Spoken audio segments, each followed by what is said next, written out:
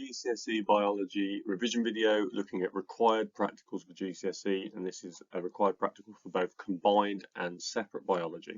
And why are these videos so important? Well, just to remind you that 15% of your exam questions in both courses will be based around required practicals, and this definitely could be one of them.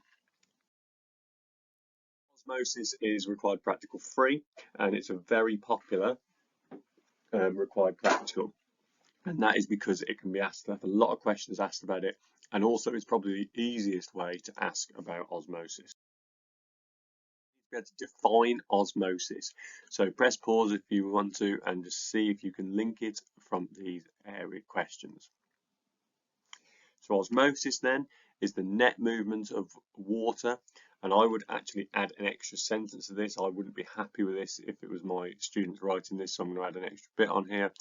From an area of high water concentration to an area of low water concentration through a partially permeable membrane. So I would always say add that water in there. There's some questions here which you need to be able to potentially answer, so again, it'd be worth you pausing it and seeing if you could answer these questions before we move forward. Through those answers then and see whether. The first question was, why is a membrane called partially permeable? Well, hopefully you can see that from this diagram, that membranes are partially permeable because they allow some molecules through and not others. So you can see here the water molecules in blue would be small enough to get through the holes, but the large, sucrose molecules, let's say, are too big to get through the holes. Number 2, do water molecules only move one way? Well, that isn't true. They do move both ways, but overall they tend to move in one direction. What is the overall movement of water? Well, you need to know the overall movement of water is from an area of high water concentration to low water concentration. So if there's more water in this side than sucrose, and therefore it would move across to here to where there's less water in comparison to sucrose. What is the solute? The solute is a substance that dissolves normally in GCSE. That would be sucrose or salt. And what is a solvent? This is the solution which dissolves the solute. So normally at GCSE we'll be talking about water, but you may get other questions maybe in chemistry where you're talking about acids or alcohol or something like that as a solvent, but not for osmosis. Other questions then? What does the term isotonic mean? So isotonic is where the solution, the concentration of solution outside the cell equals the concentration of the cytoplasm. So there is no osmosis, there's no net movement in or out, and the cell doesn't gain or lose mass. Why is osmosis good for plant cells? It makes them turgid, which supports plant cells. So it fills their vacuole up, and that makes them have a good pressure in them, which keeps them upright. What is lysis, or sometimes called hemolysis in animal cells? That's where water rushes in, because if you put an animal cell like a red blood cell in pure water, water will rush into it from a high water potential in the solution outside to a low water potential into the cytoplasm, and it causes the animal cell to burst. So you can see here. Plant cell will not burst because it has a cell wall around the outside that holds it in place. And crenation is when the water in a animal cell moves out, and that goes from a higher water potential in the animal cell to a lower water potential outside. So let's say you put it in salt water, and therefore it crenates, which means it shrivels up as a result of loss of volume of the cytoplasm. So plants have obviously do rely on water, and they need to know what would happen in different solutions. So if we've got it in pure water, the water would rush into the plant cell, okay, and that would make it turgid. And we would say that in if a plant cell is just in normal isotonic conditions, so you've got water moving in and out freely, it would be flaccid. And if the plant cell is in what we call a hypertonic solution, so it's a higher water potential inside the cell and the water moves out, we would say it is plasmolysed. So turgid would happen in hypertonic solutions, where you have a higher water concentration on the outside and a lower on the inside. Flaccid would happen isotonic, when the water concentration is the same on the inside and outside, and plasmolysed would happen in hypertonic, when the sugar concentration is higher on the outside, meaning water would move from a high water concentration in the inside of the plant cell to a low water concentration on the outside. You need to be familiar with is this one. So you would basically start off and you would cut, most likely be 5 potato cylinders, but be aware of this because this is quite common. They'll give you a random fruit that you could use, or a random vegetable, because don't forget they're all plants. So this has been asked about carrots before, it's been asked about beetroot, I've even seen it asked about eggs, which are animal cells. If it's anything about water, the question, and different concentrations, the question is linking to osmosis. So you would cut them to the same diameter and then cut them to the same length. You would accurately measure and record the mass of each potato before you put them into the solution. You would then measure out the following concentrations. And again, you don't really need to know what these concentrations mean for biology, but you obviously need to know that's not the most sugar, and then that's going down in concentration down to distilled water.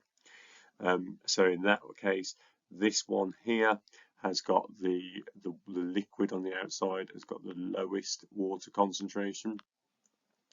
And this one here has got the highest water concentration on the outside. You would then use the same volume of that, so 10 centimeters cubed. So there's a control for you there, and you would obviously do that 4 times. You would then measure also 10 centimeters cubed of distilled water for the final one there. You'd add 1 piece of potato into each tube, and making sure you know the length and mass of each potato cylinder in each boiling tube.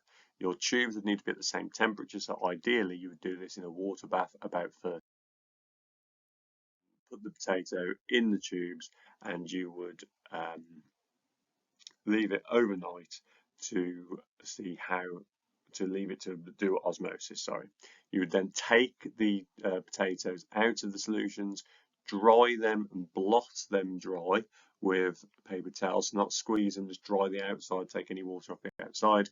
You would then remeasure the mass, and then you can use this equation to calculate the mass change. So calculate percentage change in mass, which is mass change divided by start mass times 100. You need to know the different variables in this experiment. So the independent variable, as always shown on a table in the first column, is the concentration, in this example, of sucrose. It might be the concentration of salt, but I think it would be sucrose if it comes up in an exam. And try and say sucrose solution, because it is a solution of dissolved sucrose. The dependent variable is the mass change, a percentage mass change. I'm sure if you said change in mass in grams, that would give you the mark as well. And things we kept the same, or we tried to keep the same, was a length of potato using a ruler, time in the sucrose solution, so the duration that you left it in, whether it was 20 minutes, an hour, 2 hours, 24 hours, was the same for all the ones in the group, and the temperature of the sucrose solution as well, and the volume of the sucrose solution.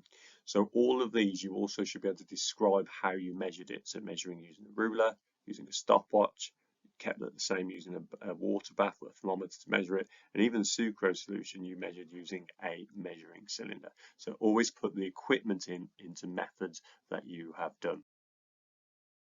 Some results. So these are some results that you might have.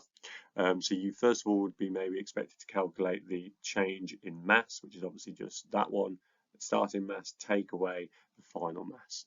So that one's gone down by 0.92, down by 0.76, down by 0.41. That one's gone up by 0.1, and that one has gone up by 0.6. Note all the results have the same decimal places, which means they've been recorded to the same accuracy. You should always have the results the same decimal places in your graph, in your table, and also notice the units are all in the headings, and that the independent variable is in the first column only. I don't want to work out my percentage change in mass, so I apply this. So I do my mass change, and the first one would be 0.92. Don't worry about the negative for the minute. Divided by 4.92 times 100. So those are my percentage change in masses, and the negative ones just become negative. The positive ones are just positive.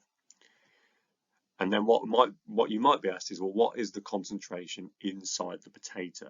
So this is going to be when the concentration is the same inside as outside. And how would you work that out? Well, you'd work it out. It's going to be somewhere between those two.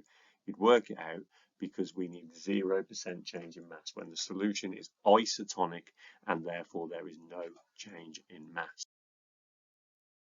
A graph which you would plot percentage change in mass going positive and negative, same scale each side. You may well be asked to plot this graph in an exam, and then you plot, in this case it's salt concentration, it might equally be sucrose concentration, and again usual rules of your equal distances apart on your scale. You would then plot a line of best fit, and then where the point crosses the x-axis, that 0 axis there, that is where your isotonic level is.